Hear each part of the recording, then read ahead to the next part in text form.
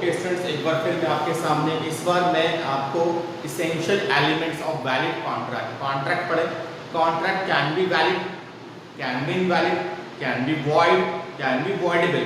Contract की different categories है, उस कैटेगरीज में बाद में जाएंगे हम लोग, बट सिंपल सी बात है, वैलिड कॉन्ट्रैक्ट वो होता है जो फोर्सेबल हो, जो जिसके अगेंस्ट हम लोग सब काम अच्छे से कर सके, जिसको कोर्ट ऑफ लॉ में किया जा सके, ठीक है, जिसके अगेंस्ट कोई लीगल एक्शन नहीं ले सके, again that is valid contract. Valid contract under section 10, ये ध्यान रखिएगा, सेक्शन 10 के अंदर कुछ इसेंशियल एलिमेंट्स है, अगर वो इसेंशियल एलिमेंट्स कॉन्ट्रैक्ट में होते हैं तभी जाके कॉन्ट्रैक्ट को हम लोग वैलिड कॉन्ट्रैक्ट कहेंगे, otherwise contract will be void. क्या बोलेंगे? वॉइड बोलेंगे, VOID, वॉइड बोलेंगे। अगेन आप एक एक करके कुछ इसेंशियल एलिमेंट्स नहीं लिखे, और भी हो सकते हैं, डिफरेंट बुक्स में और भी होंगे, मैंने कुछ मेन एलिमेंट्स लिखे हैं यहाँ पे। इसमें पहला जो आप देख रहे हैं वो क्या है? एग्रीमेंट। मैंने बताया भी था एग्रीमेंट होगा, लेकिन एग्रीमेंट कौन सा होगा? इनफोर्सेबिलिटी बाय लॉ। एग्रीमेंट ऐसा होना चाहिए जो इनफोर्सेबल बाय लॉ है। कॉन्ट्रैक्ट में एग्रीमेंट कौन सा होना चाहिए? डोमेस्टिक एग्रीमेंट नहीं, बिजनेस एग्रीमेंट होना चाहिए। अगर डोमेस्टिक एग्रीमेंट है, ध्यान रखिए, अगर कॉन्ट्रैक्ट में डोमेस्टिक एग्रीमेंट है तो वो कॉन्ट्रैक्ट तो होगा ही नहीं और वो वैलिड भी नहीं होगा। कॉन्ट्रैक्ट ही नहीं है तो वैलिड की बात ही अलग कर सकते हैं। Again agreement means there must be offer and acceptance. If anyone say what is agreement? Agreement is an offer and acceptance. One person provide offer and other person make acceptance on that particular offer, वो agreement. तो ये होना चाहिए। Clear है? तो मैंने आपको पहले ही बताया, टू पार्टीज, सिंपल सी बात है, एक अकेला एग्रीमेंट तो नहीं कर सकता।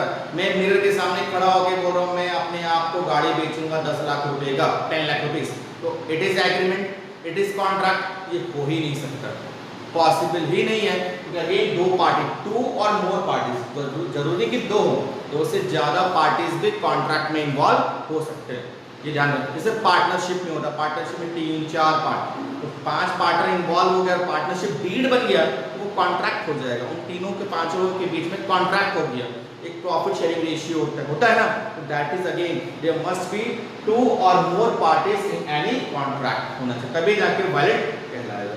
आगे चलते, ये भी इजी पॉइंट था, ज्यादा इसमें डिफिकल्टीज नहीं थी। Free consent. फ्री कंसेंट का मतलब क्या? कंसेंट का मतलब होता है सोचने और समझने की शक्ति।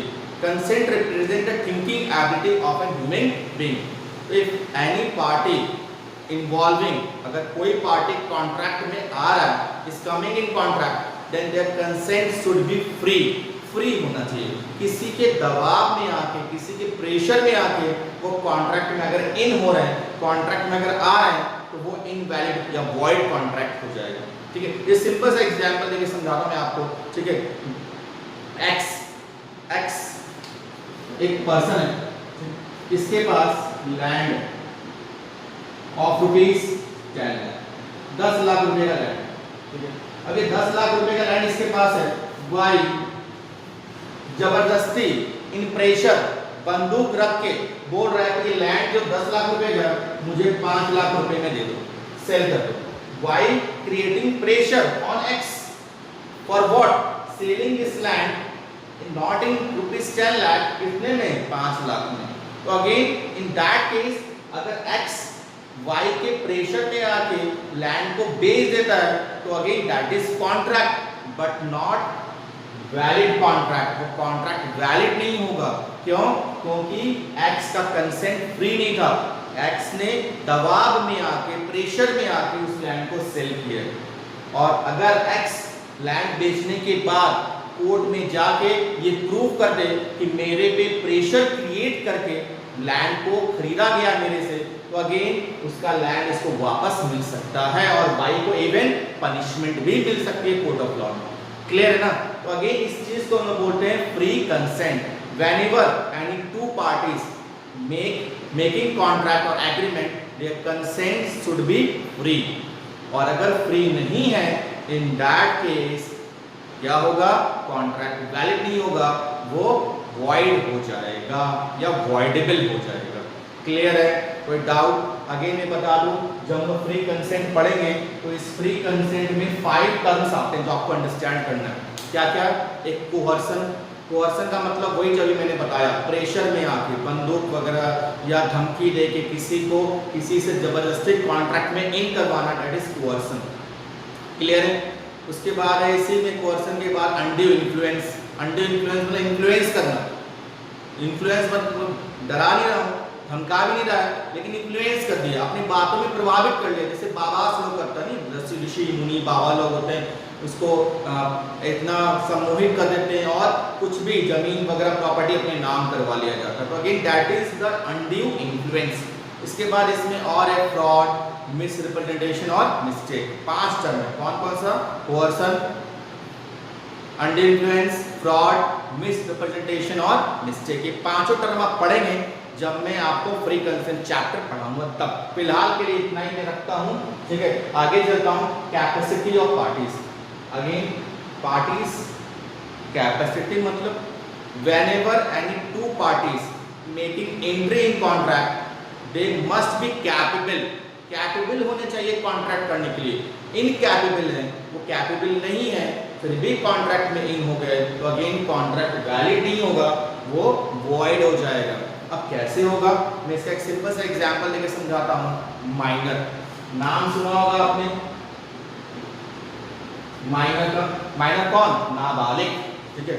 नाबालिग माइनर के साथ अगर कोई एग्रीमेंट किया जा रहा है, ठीक है, तो दैट कॉन्ट्रैक्ट इज वॉइड। वो वॉइड होता है हमेशा, वो कभी वैलिड नहीं हो सकता। क्यों?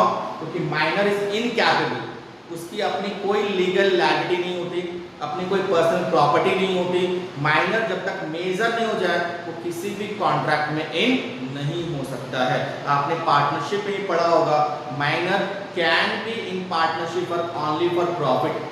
Minor can not involve their capital, क्योंकि उसके पास अपना पैसा नहीं होता, कैपिटल में कैसे इन्वॉल्व हो सकता है। क्लियर है ना? तो अगेन अगर माइनर के साथ कोई भी कॉन्ट्रैक्ट किया जा रहा है तो अगेन दैट इज इनकैपेबल, वो पार्टी कैपेबल नहीं है। जैसे कि फॉर एग्जांपल एक्स माइनर है, एक्स ने अपना कार बोला वाई को सेल करेंगे 1 लाख रुपए।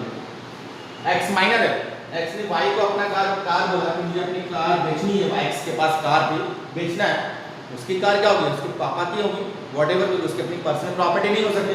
कार बेचना किसको? वाई को। अगेन एक्स माइनर है, अगर एक्स वाई को कार बेच देता है, ध्यान दीजिएगा, एक्स ने वाई को कार दे दिया, ठीक है, और पैसा ले लिया, तो अगेन ये कॉन्ट्रैक्ट इनवैलिड होगा, वैलिड नहीं हो सकता। क्लियर है? ये ध्यान रखना आपको, माइनर के साथ कोई कॉन्ट्रैक्ट नहीं हो सकता। दूसरा है, इसी में आपका कैपेसिटी में भी 3 टर्म जो आपको पढ़ना है, एक है माइनर, दूसरा है आपका इंसॉल्वेंट। इंसॉल्वेंट जो पर्सन होते हैं वो भी इनकैपेबल होते हैं। इंसॉल्वेंट समझ रहे हैं ना? इंसॉल्वेंट मतलब वो पर्सन जो दिवालिया हो चुके हैं, वो पर्सन जिसका लायबिलिटीज एसेट से ज़्यादा हो जाता है, वो इंसॉल्वेंट हो जाता है। उसकी प्रॉपर्टी गवर्नमेंट जब्त कर लेती है, अंडरटेक कर लेती है और सीज कर लेती है। क्लियर? तो वो अपनी जितनी भी कॉन्ट्रैक्चुअल एबिलिटी सब खो देता है, वो कॉन्ट्रैक्ट उस पीरियड तक नहीं कर सकता जब तक कि वो इंसॉल्वेंट है। क्लियर है? ये ध्यान रखिएगा इंसॉल्वेंट का मतलब। और एक और है, जो पर्सन जेल में है, ठीक है, उससे भी आप नहीं कर सकते। कोई पर्सन जेल में और उससे आप कॉन्ट्रैक्ट कर रहे हैं, वो भी पॉसिबल नहीं है। तो अगेन इसमें और भी टर्म जब चैप्टर में जाएंगे तो समझेंगे। तो मेनली इसमें टर्म जो आता है वो है माइनर, ठीक है। ध्यान रखना, आपको भी किसी माइनर के साथ कभी कॉन्ट्रैक्ट नहीं करना है, क्योंकि अगर माइनर का कॉन्ट्रैक्ट किया तो अगेन माइनर बच जाएगा, फंसेंगे आप। क्लियर है? Next, lawful consideration. कंसिडरेशन का मतलब होता है लेन देन। कंसिडरेशन का मतलब होता है लेन देन। इट मीन्स, जैसे कि मैंने यहाँ पे एग्जांपल दिया, एक्स ने वाई को कार बेचा, तो वाई को क्या मिलेगा? कार। एक्स को क्या मिलेगा? 1 लाख रुपीज। तो again consideration is the amount और thing which parties are getting in a contract. जो पार्टी कॉन्ट्रैक्ट में कुछ गेट कर रहे हैं, चाहे वो थिंग्स के फॉर्म में हो, चाहे वो मनी के फॉर्म में हो, दैट इज कंसिडरेशन। तो अगेन कंसिडरेशन यहाँ पे मतलब क्या? लॉफुल, लीगल होना चाहिए। लीगल कहने का मतलब चोरी का कार बेचना है या चोरी का पैसा दे रहा है, तो दैट इज अनलॉफुल। वो क्या? अनलॉफुल है। और वो दिया गया तो कॉन्ट्रैक्ट तो हुआ लेकिन वो वैलिड नहीं है। वो कौन सा कॉन्ट्रैक्ट होगा? void contract कहलाए। क्लियर है? तो again consideration means whatever things और money is using in exchange process in contract should be lawful, वो लॉफुल होना चाहिए, अनलॉफुल को हम यूज नहीं करते हैं। क्लियर? चलिए आगे बढ़ते हैं। Certainty of meaning, certainty of meaning मतलब सर्टन, इट मींस जब हम लोग कॉन्ट्रैक्ट करते हैं हर टर्म सर्टन होना चाहिए। सर्टन मतलब क्लियर होना चाहिए। अगर कुछ क्लियर नहीं है और कॉन्ट्रैक्ट कर लिया तो अगेन बाद में प्रॉब्लम हो सकती है और वो कॉन्ट्रैक्ट आपका वैलिड की जगह वॉइड हो सकता है। जैसे कि सिंपल सा एग्जांपल देके आपको समझाता हूँ, वेरी सिंपल एग्जांपल। मेरी किराने की शॉप है, मैं different category of oils like mustard oil, ठीक है, मस्टर्ड ऑयल रख रहा हूँ, मस्टर्ड ऑयल के साथ मैं कोकोनट ऑयल भी रख रहा हूँ, डिफरेंट कैटेगरी ऑफ ऑयल मेरे पास है। एक कस्टमर मेरे पास आया, उसने बोला कि भैया मुझे 5 लीटर ऑयल चाहिए। तो अगेन मैंने बोला ठीक है मैं दे रहा हूँ, I am giving to you 5 litres of oil. Again that is, उसने ऑफर दिया, मैंने एक्सेप्टेंस किया, सब कुछ क्लियर है। लेकिन अगेन सामने वाले पार्टी ने, कस्टमर ने क्लियर नहीं किया है वो कौन सा ऑयल लेना चाहता है, ठीक है। अगर मैं यहाँ पे कोकोनट ऑयल लगा के उसको देता हूँ और वो मुझे बोल रहा भैया आपने कोकोनट क्यों दिया, मस्टर्ड क्यों दिया, तो अगेन आपने बोला नहीं ना यहाँ पे। अगेन इस केस में ध्यान रखना है, तो छोटा सा एग्जाम्पल है, बड़े बड़े केस में ऐसे ही होता है, बड़े बड़े पार्टीज ऐसे ही क्लियर करते हैं, ठीक है। इस केस में थिंग्स सडन होनी चाहिए, क्लियर होनी चाहिए कि जो चीज़ मैं ऑफर एक्सेप्टेंस में यूज़ कर रहा हूँ वो हमेशा क्लियर होनी चाहिए, समझे। बट अगर मैं सिर्फ मस्टर्ड ऑयल का ही बिजनेस कर रहा हूँ और वो मुझे आके बोल रहा है कि भैया मुझे 5 लीटर ऑयल दीजिए, यहाँ उसको बोलने का काम नहीं कि मस्टर्ड ऑयल दीजिए, क्योंकि ऑलरेडी मुझे पता है कि मेरे पास सिर्फ वही है, मैं सिर्फ वही उसको प्रोवाइड करूँगा। समझे बात? एग्जाम्पल समझ में आ रहा है? तो that is again the things used in the contract should be certain, certain होना चाहिए। इन सर्टन थिंग्स है तो अगेन कॉन्ट्रैक्ट क्या होगा, वैलिड की जगह वॉइड हो जाएगा। चलिए अच्छा समझ में आ रहा है, होप सो आपको। नेक्स्ट है possibility of performance, possibility of performance. जो कॉन्ट्रैक्ट किया जा रहा है वो पॉसिबल होना चाहिए, इम्पॉसिबल नहीं होना चाहिए। इम्पॉसिबल चीज़ों के लिए कोई भी कॉन्ट्रैक्ट नहीं हो सकता। जैसे कि फॉर एग्जांपल, ठीक है, एक बाबा मेरे पास आया, ठीक है, मुझे अगर तुम 5 लाख रुपए दोगे तो जादू से इसको मैं 2 गुना कर दूंगा, होता है ना, डबल, ठीक है, मैं तुम्हें खजाना दिलवा दूंगा, मैं तुम्हें हीरे दिलवा दूंगा। अगेन अगर मुझे वो दिलवा देगा तो खुद क्यों नहीं ले रहा, ठीक है, दैट इज इम्पॉसिबल है। जादू से कोई चीज़ पॉसिबल नहीं हो सकती है, वो सिर्फ फिल्मों में और सीरियल्स में ही अच्छे लगते हैं। समझ रहे हैं मेरी बात? ठीक है, इट मींस अगर कोई इम्पॉसिबल एक्ट के लिए अगर मैं कॉन्ट्रैक्ट कर रहा हूँ तो वो वैलिड नहीं होगा, वो क्या होगा, वॉइड हो जाएगा, ठीक है, वो क्या होगा, वॉइड हो जाएगा। ध्यान रखना, क्लियर है, समझ में आया? Possibility of performance.